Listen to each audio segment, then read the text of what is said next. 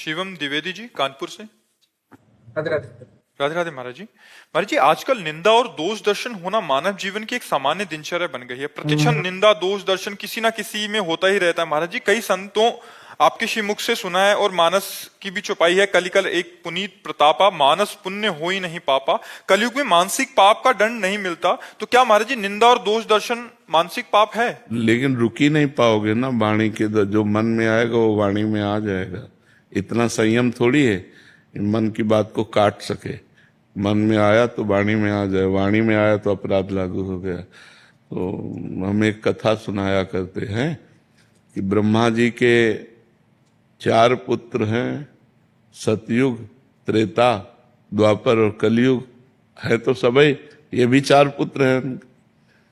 तो सतयुग को कहा कि हमने नरक की व्यवस्था की है, बनाया है, तो अपने राज्य में ऐसा करना कि तुम सात्विक प्रवृत्ति के हो, तो सात्विक प्रवृत्ति वाला नरक नहीं जाता, स्वर्ग जाता है। तो बोले कुछ ऐसा करना जिससे नरक खाली न रहे। तो उनका इस आज्ञा का पालन हमारे राज्य में नहीं हो सकता है। सतयुग में कोई नरक नहीं जाएगा। त्रेता से कहा तो त्रेता ने कहा हम बड़े भाई का अनुगमन करेंगे। जैसे सतयुग में कोई नरक नहीं जाएगा, ऐसे त्रेता में कोई बिरला ऐसे अनुगमन माने मैं चलने की कोशिश करूंगा, पीछा। द्वापर से कहा तो द्वापर ने कहा आपकी आज्ञा का पालन करने का 100% प्रयास करेंगे। जब कलयुग से कहा तो कलयुग ने कहा जैसे बड़े भाई ने कहा हमारे राज्य में सतयुग में कोई नरक नहीं जाएगा, ऐसे हम 100% प्रयास करेंगे कि आपका नरक हाउसफुल रहे, कोई स्वर्ग या वैकुंठ न जा पावे। तो एक कलयुग है, युग धर्म का प्रभाव है। झूठ बोलना एक बातचीत रह गई। पहले लोग डरते थे कि मैं झूठ बोलूंगा पाप लग जाएगा। नहीं, असत्य सम पातक पुंजा, झूठ बोलने के बराबर कोई पाप नहीं है। लेकिन क्या माना जा रहा है? झूठे ही लेना, झूठे ही देना, झूठे ही भोजन, झूठ चबेना। बोले आओ कुछ खा लो, बोले नहीं पाया है, और बिल्कुल पाए नहीं है, लेकिन बोल के आ रहे हैं। बोले हम आपसे मिलना चाहते, कहाँ हो? बोले इस समय तो मैं आगरे में हूं। 1 सेकंड में झूठ बोल देते। ले, झूठ बोलना आज कोई पाप नहीं माना जा रहा, किसी की निंदा करने से कोई डर नहीं रहा। तो ऐसे ही हमारे इस कलयुग में ऐसा नहीं है कि सब दोष दर्शन करने वाले हैं। सैकड़ों श्रद्धालु हैं। तो अब संख्या तो नहीं कि बता सकते, लेकिन कुछ अश्रद्धालु भी हैं। तो जो अश्रद्धालु हैं उनकी संख्या ज्यादा है, जो श्रद्धालु हैं उनकी संख्या कम है। माया के दिन रात ज्ञान अज्ञान, निंदा स्तुति, मान अपमान, ये द्वंद्व धर्म है। तो ये सदैव अपना प्रभाव दिखाते रहते हैं। इन्हीं के प्रभाव से बचने के लिए नाम जप, सदग्रंथों का स्वाध्याय, जो गुरुजनों की वाणी है उसका मनन पठन, इसी से हम बच सकते हैं और कोई उपाय नहीं है। नहीं तो जैसे मानस पुण्य हो ही नहीं पापा, तो हम रोक कहां पाते हैं? हम कह देंगे। लेकिन आप असलियत में जान पाए कि नहीं? पीछे वाले बैच में यही चर्चा की कि हम लोगों की दृष्टि क्रिया पे रहती है, कारण पे नहीं रहती। पहले हम क्रिया से हटे। जैसे आप गाली दे रहे हो तो हम क्रिया से हटे, उसका कारण ढूंढा, क्रोध, क्रोध का कारण ढूंढा तमोगुण, तमोगुण का कारण ढूंढा माया, और माया का कारण ढूंढा परमात्मा। मूल में कौन आया? परमात्मा रूपी पावर से ही ये माया पावरवान है, और माया के ही पावर से तमोगुण पावरवान है, और तमोगुण के पावर में आकर वो क्रोध कर गया। अब क्रोध की क्रिया हम देखकर उसे गंदा कह सकते हैं, लेकिन जब हम कारणों पे पहुंचेंगे तो लगेगा इसका कारण भी परमात्मा ही है। सबका परम कारण परमात्मा ही है। जैसे रचना, पालन, और संहार। तो रचना में तो अच्छा लगता है और पालन में अच्छा लगता है, लेकिन संहार किसको प्रिय है? पर होता है। उसके तीनों क्रियाएं हैं। इन तीनों क्रियाओं का परम कारण परमात्मा ही है। कठपुतली का इतना भी नाचे, विवेकवान कठपुतली को स्याबास नहीं कहेगा। स्याबास कहेगा क्या? या उल्टा या सीधा, न स्याबास कहेगा न गाली देगा। नचाने वाले पर दृष्टि जिसकी है वो कठपुतली को स्याबास नहीं कहेगा कि भैया ये क्या है, वो पर्दे के पीछे से अंगुली चला रहा है। तो माया का पर्दा डालकर उमा दारू जोशित, दारू कहते लकड़ी और जोशित कहते पुतली, उमा दारू जोशित की नाई समय नचावत राम गोसाई।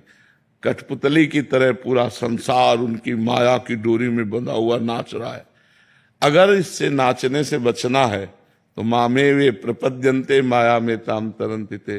भगवान की शरण में हो जाए, भगवान का नाम जप करे तो माया मुक्त हो जाए। पक्की बात समझो। इसलिए खूब नाम जप करो, भगवान का आश्रय ले लो। किसके दोष वर्णन करें? तो हम दूसरे को क्या बोले?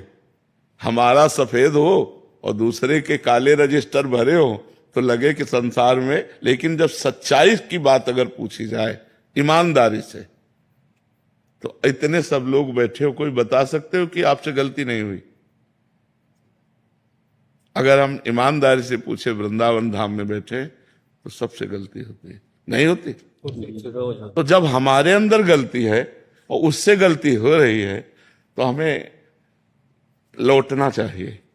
बुरा जो देखन मैं चला, बुरा न मिलिया कोई, जो दिल खोजू आपनो तो मुझसे बुरा ना।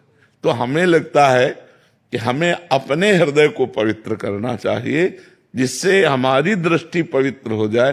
देखो गोस्वामी जी की दृष्टि पवित्र हुई तुलसीदास जी महाराज की, तो क्या कह रहे हैं? सिय राम मैं सब जग जानी, करो प्रणाम जोरी जुग पानी। सब सिया राम है। और हमको कहां सिया राम दिखाई दे रहे? हमें तो स्त्री दिखाई दे रही, पुरुष दिखाई दे रहा। तो पहले हमें अपनी दृष्टि पवित्र करनी चाहिए, तब हम दूसरे की निंदा करें जब हम निर्दोष हों। पर समाज का स्वरूप बड़ा विचित्र है कि अगर हमारे 100 दोष हैं तो क्षमा, पर तुम्हारे एक दोष हो गए तो अब क्षमा नहीं। अब ऐसी प्रबल भगवान की माया है। तो हमें लगता है अगर हम एक दूसरे को क्षमा करके, हाथ पकड़ करके उस दोष रूपी दलदल से निकालें तो ज्यादा अच्छा है, ना कि दोष रूपी दलदल में जो फंस गए एक और जमा दे कि गहरे धंस जाए। बात समझो। कभी कभी बड़े अच्छे लोगों से गलती हो जाती है और वो चाहते हैं कि एक बार क्षमा मिल जाए, तो हमें लगता है ऐसे भी क्षमा करना चाहिए। दोष दर्शन ही नहीं, दोषों से निकालना भी चाहिए। अब कुछ लोग होते हैं जो दोषों को अपना व्यापार बना लेते हैं। दोष करना क्षमा मांगना, दोष करना क्षमा मांगना, वो तो बात अलग है। लेकिन कई बार ऐसे निर्दोष लोग भी होते हैं जिनसे दोष बन जाते हैं, पक्का दिखाई दे रहा कि दोष दर्शन है, पर उनको अगर क्षमा कर दिया जाए तो निर्दोष हो जाएंगे। ऐसे तो हमें लगता है कि अगर हमारे आसपास कहीं ऐसे लोग हैं जिनमें हमारा दोष दर्शन होता है तो हमको उनके पास बैठना चाहिए। अगर वो बैठ करके समझें तो हम उन्हें बताएं कि आप ऐसा करते हो, अगर ऐसा रोक दो तो अच्छा। तब तो सत्संगी। तो कई लोग ऐसे होते हैं जो गंदे आचरणों में फंस जाते हैं, उनको सहयोग की जरूरत होती है, प्यार की जरूरत होती है। अगर हम उनको प्यार से, सहयोग से, तो हमें लगता है अगर हम अपने समाज को और अपनी दृष्टि को निर्दोष बनाना चाहें तो हम पहले हम निर्दोष हों और फिर दूसरों को निर्दोष करने की चेष्टा करें। दोषी बनाकर उसे निंदा न करें।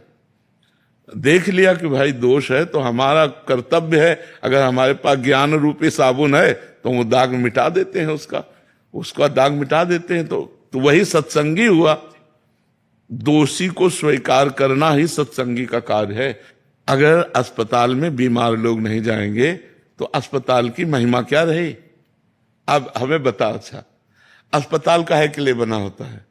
बीमार लोगों के लिए बना होता है ना। भगवान और संत का दरबार किन के लिए है? सबके लिए है ना। तो हम सब अगर सही लोग ही आकर के तो क्या महिमा रही। बात तो है कि गलत लोग आए और वो सुधर जाए, तब तो महिमा रही ना। अच्छा, पहला सुधार ये हुआ कि जो संतों को मानते ही नहीं है, गलत आचरणों में लगे हैं, वो आए तो पहली सीढ़ी। हाँ, आए तो आप प्रथम भगत संतन का संगा और निश्चित परिवर्तन होगा, पर समाज बख्शता नहीं है। अगर वो चढ़ना चाहता है तो पैर फैसलाकर पीछे ही ले जाता है।